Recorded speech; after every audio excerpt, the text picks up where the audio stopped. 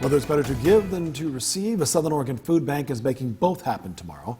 That's when the Brookings-Harbor Food Bank will host its holiday food drive. News Watch 12's Ann Arsenio talked to Food Bank Executive Director Pamela Winebarger today about that drive.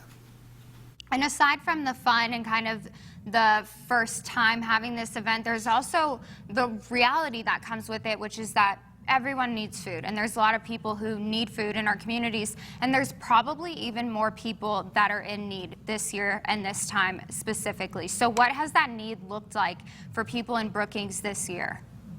Well, our need here has increased, and there has been a very prominent increase of people who have never been to a food bank before. Not just here, but never been to a food bank.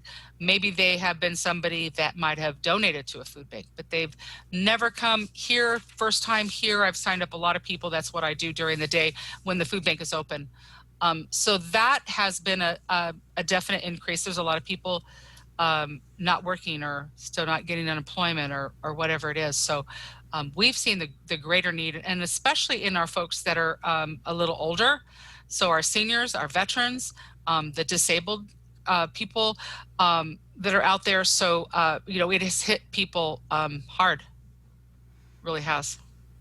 And of course, I know that that's probably really hard for you to see because obviously you've dedicated your life to this. This is your career right now, but also you're seeing more numbers of people who are in need right now, really needing to utilize those services.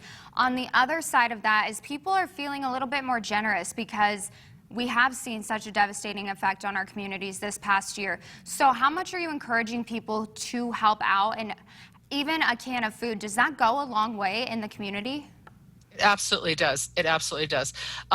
So monetary donations are wonderful, but the combination of monetary and canned food goes a long way. We, try to give if you had to put it in pounds, if you had a family of 4, we try to give them 100 pounds of food. And that includes bread and perishable things as well. But,